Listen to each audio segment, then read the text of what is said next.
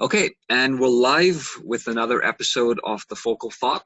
And my guest today is Ryan Rebello. Welcome, Ryan. How are you? I'm good. How about you, Corydon? Good, good. Thanks so much for agreeing to do this with me.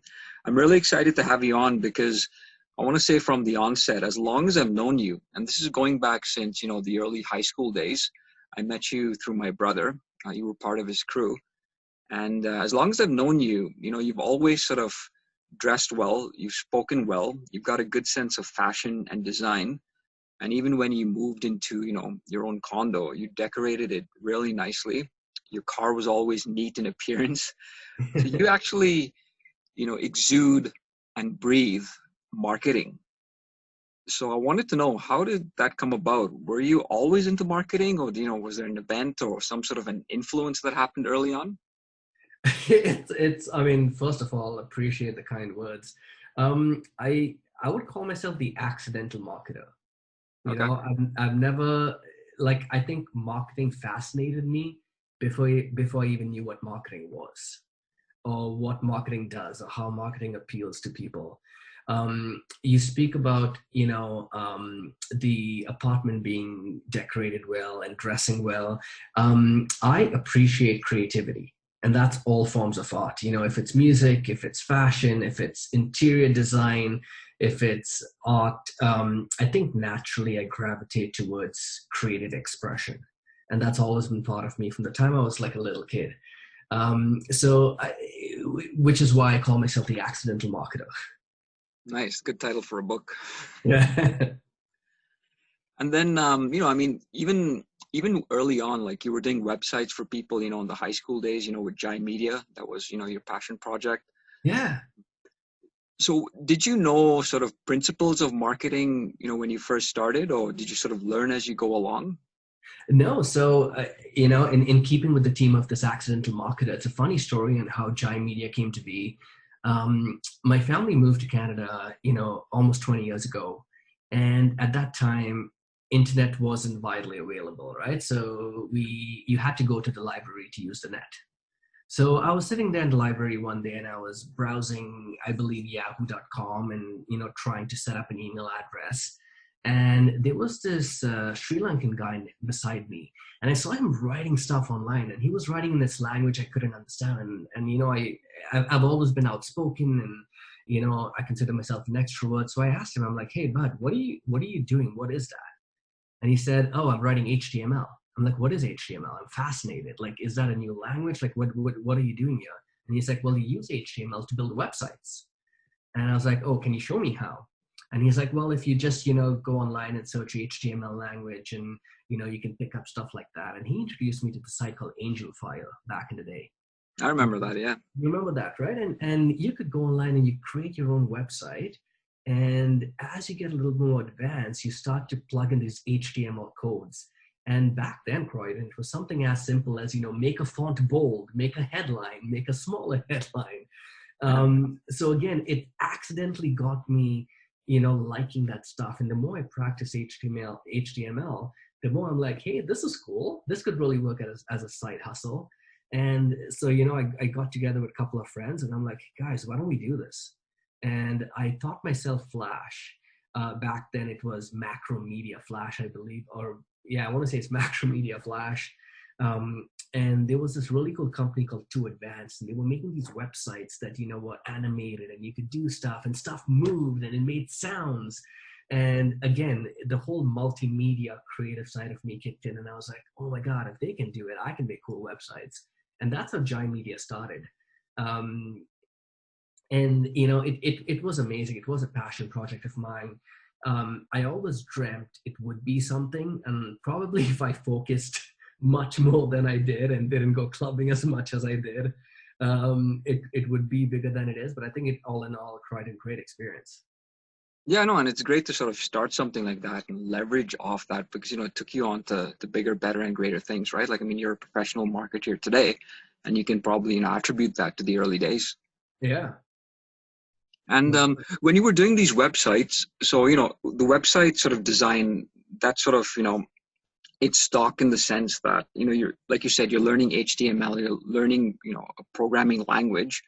Then at some point you have to sort of, take a step back.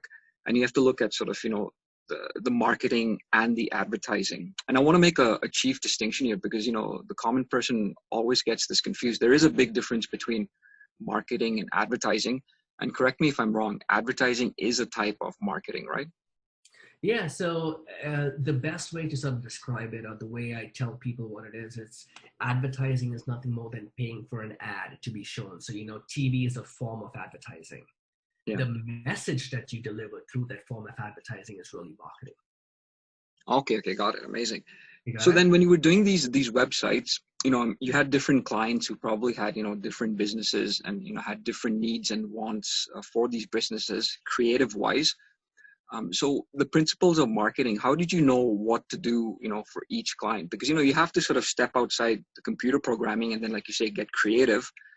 And, you didn't go to school formally for marketing, did you? Or No, so it's funny because as I was in my first year of university, again, it's funny you mentioned great title for a book. I feel like I might take you up on that and help you write this book now, because the more I'm thinking about this, I accidentally got into marketing in university as well.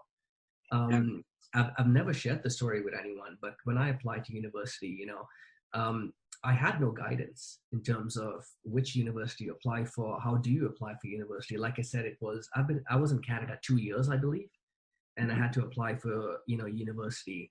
And I don't have, I didn't have any elder brothers or sisters among my friends. We all started applying to university together. No one had a clue. So I applied to Ryerson, OCAD, and York University, and I got rejected from two out of the three. okay, And the York is the university that accepted me. And I remember applying into a design program, and the letter I got back said, sorry to say that you've not been accepted into the design program, but we have created this new degree that we're going to put you in because we feel it matches your skill set. And it was a program called, I believe at the time it was called Fine Arts Cultural Studies. okay. So I was disappointed, right? I was like, oh my God, what are they putting in cultural studies? I don't want to learn about culture. I want to get into design because, that's the reason I applied into OCAD and Ryerson. And I felt I had the chops to do that. And it was during my first year in York University, I had taken this course called interpersonal communication. And it was a professor that started talking about, how the message is the medium and how important it is to communicate, how brands create emotional anchors in the message that they deliver.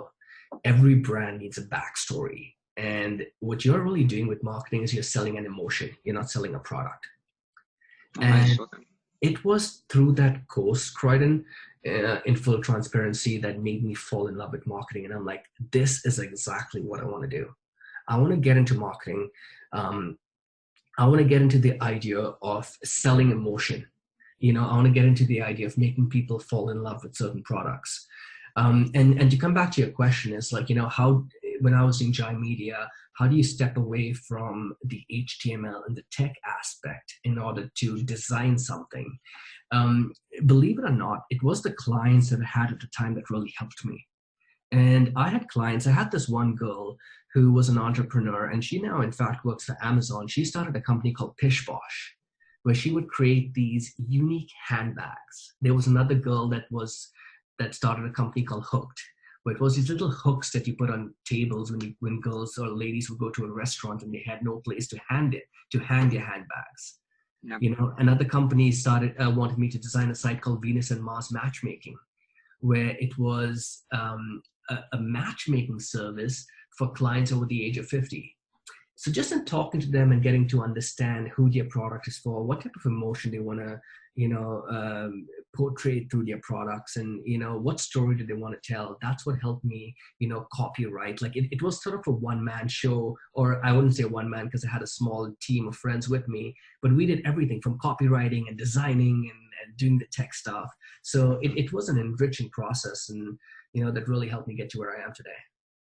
So that's really interesting because it seems that, leading up to that university class, everything you were doing was sort of in the field. It was the groundwork for marketing. And then that university class almost sort of formalized it for you, right? And then it again sort of took off from there. It really did, because it was then that I'm like, hey, this is something that um, that is that is really great for me. One of my managers told me this. They're like, Ryan, if you stand at the center of three intersecting circles and you give each of those circles a name, that's the point you want to be at. And if you think of three intersecting circles, the first circle being what you love to do, the second circle is what you're good at, and the third circle is what the organization needs that they will pay you for. So when Nice, you I like stand, that. yeah, when you're standing in the middle of what you love to do, what you're good at, and what people need, and or what people will pay you for, I think that's when you found your zen. And it's win-win-win, right? It's Because standing win-win-win. in the Yeah, middle. yeah. If you're functioning in two out of the three circles, I mean, if you love what you do and you're good at what you do, but no one needs it, you don't have a job. And you could pinpoint yourself in different places on those three intersecting circles. And unless you're in the middle, you're really not, for lack of a better word, fulfilled. Correct, yeah. And everything is towards purpose, right? I mean, in life. Absolutely. Yeah. So what would an example of, one of the early conversations be? So if I was, someone who was an entrepreneur and I came to you to design a website, there would be, the sort of the technical aspects, like you say, of, developing the website in terms of the design and, the format and the landing pages, etc.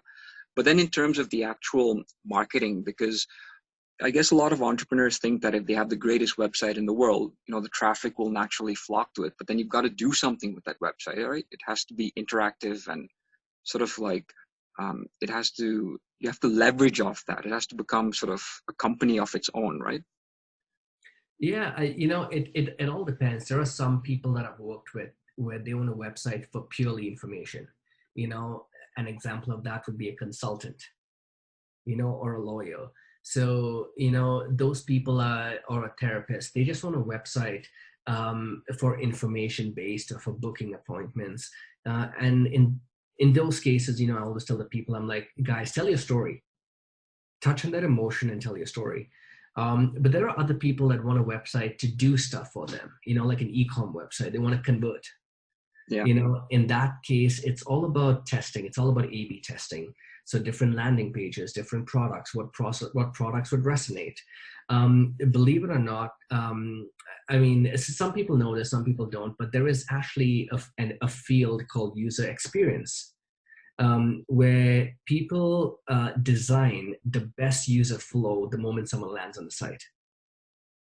And there are companies out there that are making this faster and faster and faster for a user to come to the site and get through the process on what they want that user to do. So if they want someone to sign up for the newsletter, or if, for example, a mortgage broker would want someone come to the site, provide a little bit of information, and fill up an email with hopes that the mortgage broker would then get the contact information to call up that person. Correct, like Right? lead generation, yeah. Exactly. Yeah. So a lot of people call it lead generation, CRM. Um, in those cases, the marketing of your site has to be less about the aesthetics, but more about the story you're trying to convey. So just going off the mortgage broker example, if someone comes to the site, you want words like lowest rate, great service, take the hassle out, convenience, worry-free, stress-free, anything that can associate an easy buying experience for this new homeowner. Got it. So specific to the industry, sometimes it's okay for your website to be like a glorified business card, but you might want to just sort of implement some, emotional tactic in there just to grab the viewer, right? Always, because at the end of the day, humans gravitate towards emotions. So it's emotion first, and It's then talk emotion about first, yeah. product and It's etc. emotion first. When you see a lot of websites, you'll see lifestyle. There's a reason why magazines and perfumes. You look at the perfume industry or the fragrance industry. Everything is based on an emotion. Correct. It's funny you say that because if I were to put an ad out about something, I would actually list all the, the product specs and the reasons why you should buy it, the benefits, etc. But if like you just mentioned the perfume ad, some of the best ads have been, if you see like in Chatelaine magazines or etc., it's just a page with the model and the name of the perfume, and that's it. Maybe a Absolutely. tagline, but Yeah. that's it. And you're grabbed by the emotion, and it speaks volumes, right? More than product dumping. Oh, absolutely. And there's a term in the industry, in the marketing industry, called lifestyle. Lifestyle. Yeah, it's people want to build lifestyle brands. Correct. And then I see this in terms of, companies like Coca-Cola, etc., where, and the reason I ask this is, if I've always said that if Bill Gates started Microsoft today, would he have his own Facebook page, right? Would he have his picture then? Would he actually be doing the posts and responding to comments and things like that? But some of the big companies, and Coca-Cola is famous for this, is they don't have their CEO as the poster person for the company, right? They might have a mascot, or sometimes the logo might even be its mascot, right? Yeah. Um, when a company is wanting to go out and do the marketing, Richard Branson is someone who's famous for the CEO being the poster person for the company. How should they decide whether the CEO should step forward, or whether the logo should speak for the company, or maybe a mascot, or something like that? Is it related to industry, or just design? I think that's a great question. I think it depends on the business. There are some companies that do an extremely good job of it, right? um, I'll give you a few examples. So there are big companies like P&G and Unilever and Coca-Cola, like you mentioned, where they are legacy brands. And so you'll have, they've been around for a while. It's the brand that really speaks for itself. Nike is another example where it's the check mark that speaks for itself.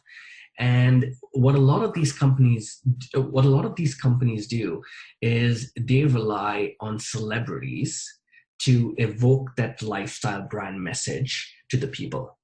So Nike in its form of athletes, Coca-Cola will do the same thing.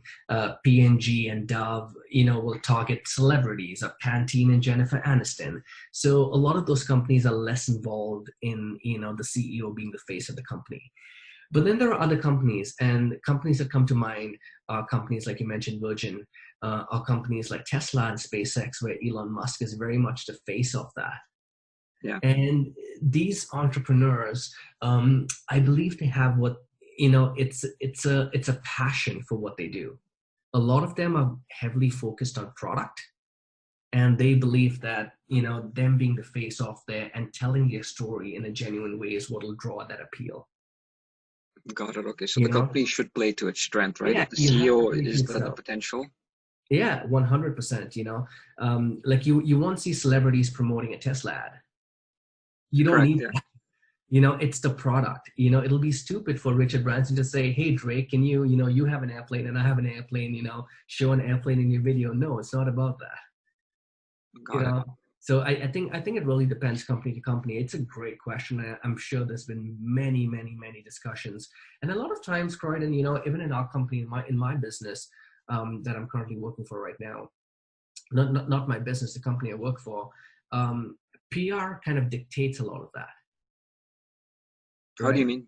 So what I mean by that is, sometimes um, the the owners of the company or the CEOs of the company or the founders of the company don't necessarily have the charisma.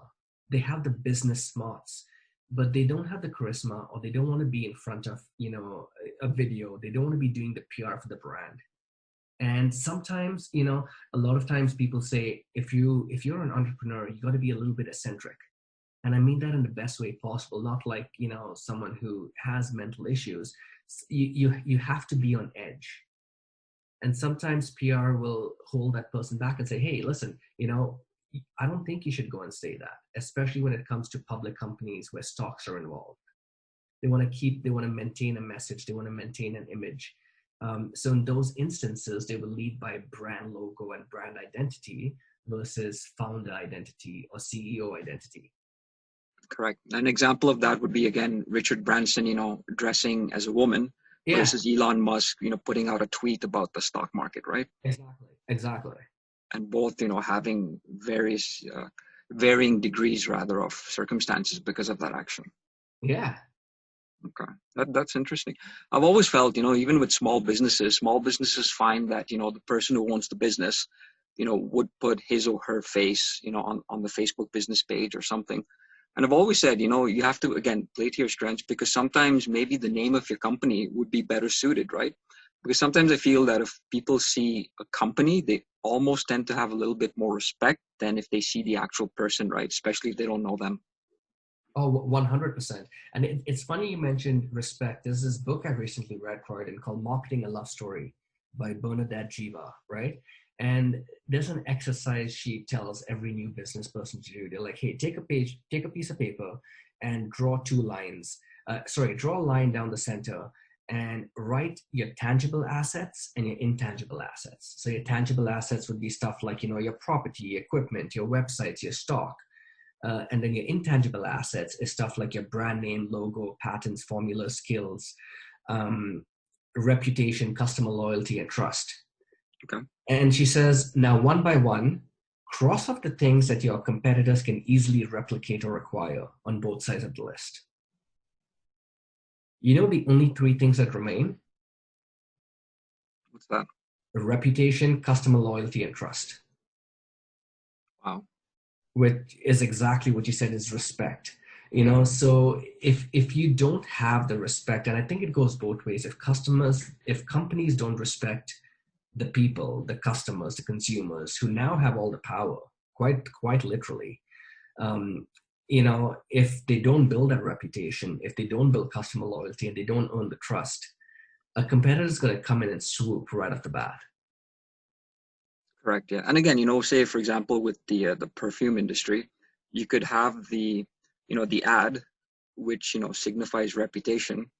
And then, you might have, customer loyalty where they purchase the product on an ongoing basis. But then the moment, something defective happens with the product, they've lost the trust, right?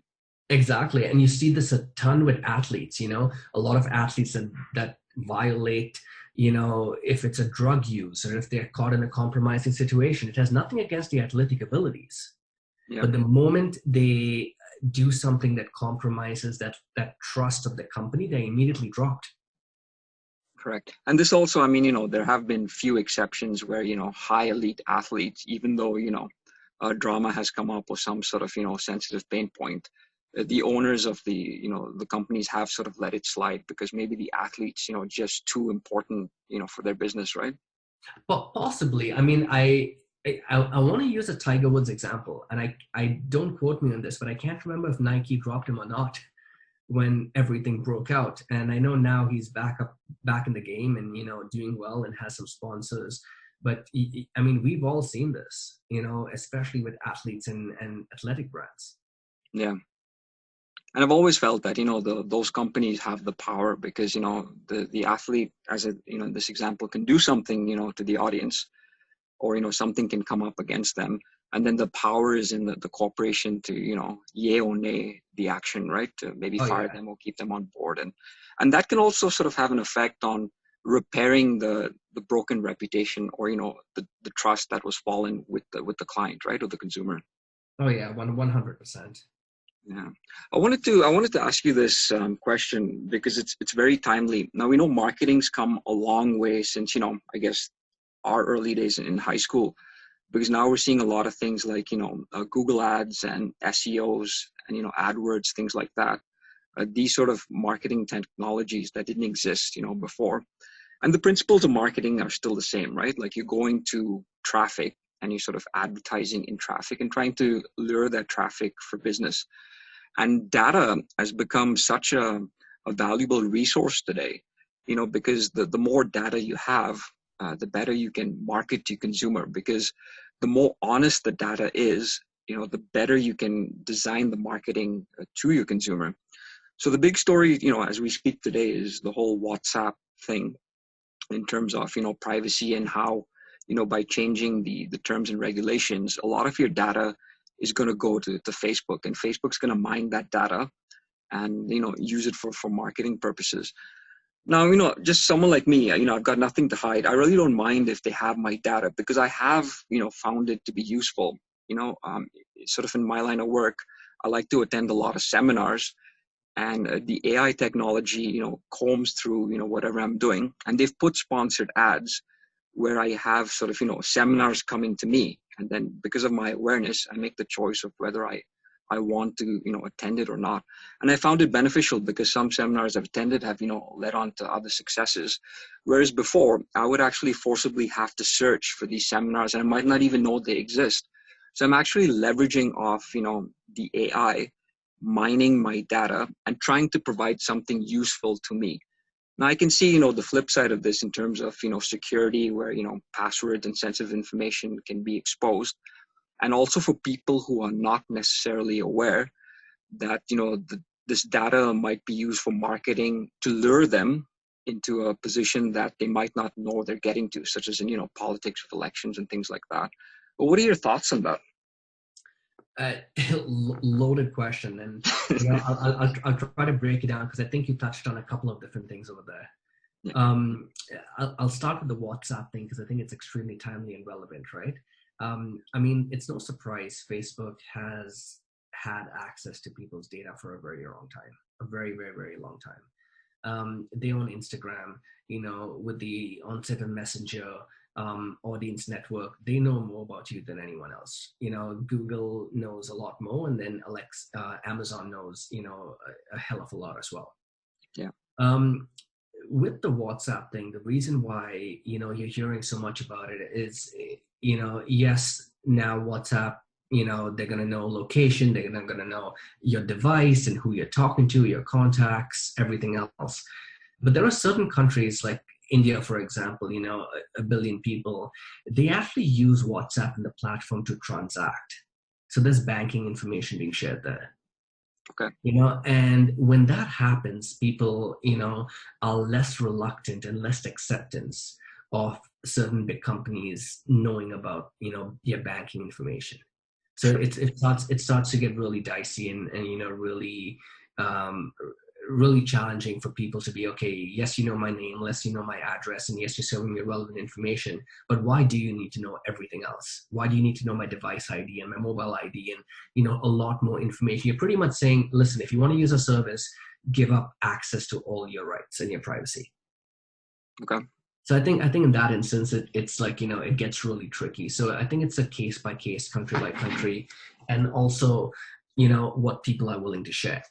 Now, to your point about, marketing has made it easier for some people. I'll come back to that in just a second. I want to switch gears just to talk about data for a second.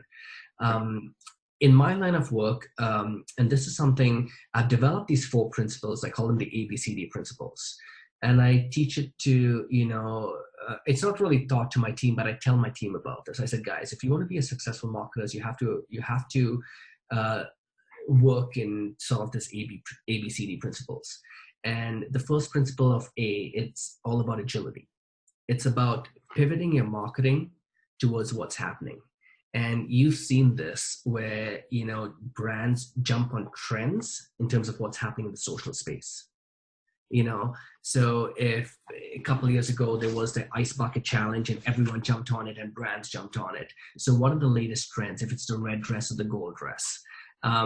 So anything that's happening in the social media space, brands pivot quickly. The ones that pivot quickly tell a good story, make people laugh, they'll win. It's all about being agile. Okay. The second thing is business acumen. You got to be plugged in. You got to be plugged into the business, into the industry, into your competitive set.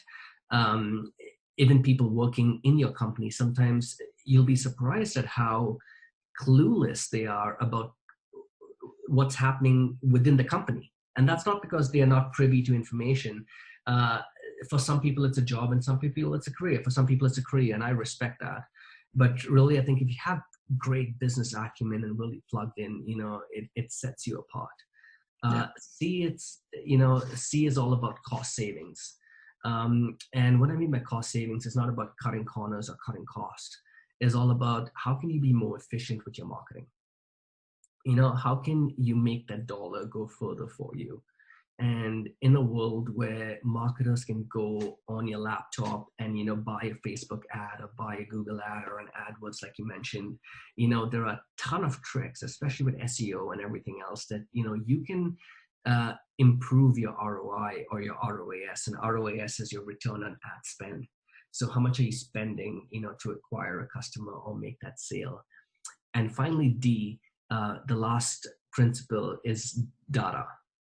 There was an article in The Economist Croydon in 2017 that said the world's most important resource or valuable resource is no longer oil, but big data. Yeah. And that's why companies like Google and Facebook and Amazon, they want your data. They want your data because that's so valuable. When they can create this profile about you, they know what to sell you at any given time. I believe as a marketer, if you ask me, like Ryan, where is marketing headed? I think, variables are here, voice is here. My Alexa speaker that's sitting right in 5 feet away from me is probably listening to this entire conversation. Yeah. Which is scary. But I think brands are one step away from marketing, and that's pulse marketing. If they can figure out a way on measuring human pulse, Yeah. and if you really think about this concept, when people are sad, when people are happy, when people are active, they have a different pulse, right? And if people, say you broke up from a relationship, and what's going to help you is shopping, and you want to shop, or you're nervous and you're stressed and you just shop. If they can figure out that based on human pulse, I think that's where marketing is going to go next. And it's scary. And it's scary because they're going to figure all that out with data. Facebook is going to be able to serve you an ad based on brands that you can afford, as opposed to brands that you would like to have. If you think of a normal customer that's going online and looking at Coach or Versace, and they just like that brand, but they can't afford it, they're not going to be able to afford it. Now that your Facebook has access to WhatsApp and your banking information and everything else, they know what how your household income is. Correct. They Yeah. know your demo group, they know your target. I think they're compartmentalizing people to such a degree where it's no longer going to be a lower class, middle class, and an upper class. Correct. I've always felt that the numbers don't lie. So for example, if you actually track your household income and expenses, and you review the numbers over the year, you can actually see where you spent on shopping, entertainment, etc. So same with, I guess, with the data, like you're saying, if you provide honest data to these companies, then they can actually market better for you, right? But I guess, you're saying with privacy sensitive data, not everyone's on board, with that concept. And the other thing is, what if it gets to a point where they have all this data about you, and that at some point they're not providing, conscientious moral marketing to you, but they're actually luring you to something that might not even be, in your best interest, but they've brainwashed you into thinking that it is, right? Yeah, and that's how you come up with all the conspiracy theories about marketing. Yeah. Right? And how many times have you heard people say, "Hey, we were just talking about this, and now I'm seeing ads for it." There's a reason why you're seeing ads for it, and it's like, there's one thing where you go on a website and you a lot of, I shouldn't say when brands do this they are wrong. They are really smart. If you go on a brand's website and then you're browsing Facebook, you get served an ad based on what you just browsed. You've seen this with Home Depot, you've seen this with Toys R Us, you've seen this with Expedia. And that's smart marketing. It just means that you're on the site, you've shown interest in a particular product, now you're getting retargeted. What differentiates the good marketers from the great marketers is the great marketers will know all about frequency capping and how many times do I need to show Croyd in the ad before it starts to get annoying. Correct, because this is a balance of touch points of being recognizable versus being annoying, right? Yeah, and how do I know that Croydon has not already purchased or made a purchase of the product? The one way that Facebook's going to know that now is because the moment you made a purchase, you've clicked a Facebook ad, you've made a purchase. Yes, you get pixeled, and yes, they know you've converted. But now I know you've made the purchase of the product because now you're talking about it to your family and friends on WhatsApp. Right. So it's a vicious cycle, and well, it's not a vicious cycle, but it's a cycle. And next thing you know, you're on a different website, and Facebook has captured you using the audience network. So it's tricky, and I think there's good and bad. Marketing's never going to go away. Multi-billion-dollar industry, and I also like what you said, and I appreciate that aspect about marketing is sometimes you learn a ton of stuff from getting served up ads. Courses or certain things that you didn't know. And the other day I got served up an ad about Raspberry Pi. It's like, hey, use this website and practice coding, and you can learn Python, and you don't need to install anything on your computer. You can code all in the web, and and it introduced me to a site. I'm like, hey, this is pretty fascinating. So I think there are pros and cons, definitely. And then the last part of your question, just to dissect it and answer that, is you mentioned data and about delivering the right message. What we are doing right now in terms of, in terms of marketing, back in the day, Croydon, we would ask a designer, hey, create an ad. And we would serve that ad up to 1,000 people. It's the same ad, buy a pair of shoes.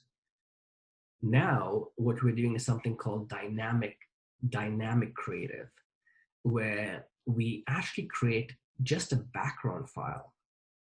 And all the different lines of copy and text are in an Excel file, and we upload both together into the system. So what the system does is so smart, is the ad is for a pair of shoes, but it's going to show you an ad, Croydon, that says, buy a pair of red shoes. It's going to go show me an ad, buy a pair of soccer cleats. It's going to show my wife an ad, buy a pair of high heels. So if you think about the shoe company that's delivering hundreds and hundreds and hundreds of different ad variations dynamically, all because you've uploaded the copy in an Excel file and you're uploading just the base image. Your marketing is consistent. You're now marketing at scale. You're now personalizing the message. You can even do this globally, because now you can have translated messages. So if I'm browsing a browser or a website that's all in Spanish, it's actually going to show me a Spanish translated ad. So it's more personalized and individualized to the end user, as opposed to back in the day when it says it's just an ad for buy shoes, buy shoes, buy shoes. You see where I'm going? Wow. So it's no longer one size fits all. Exactly. But it's fitting all with one size. Correct. Forgive the fun on the shoe ad, but yeah, that's exactly the future in terms of what we are right now in the industry. Myself in the industry is experimenting with. It's like, how do we dynamically change the copy and the message based on interest for the end user? Wow, you just blew up Pandora's box with that last one. Listen, Ryan, we're almost out of time here. I'd really like to thank you once again for coming on. This has been eye-opening. There's some few nuggets that I'm actually going to go back to and listen to. And I'm actually going to try and implement this in my own business as well. Awesome, and, yeah. I wish you well in what you're doing, and let's see what's out there. And I'm sure marketing is going to evolve, and it is comforting to know the principles stay the same.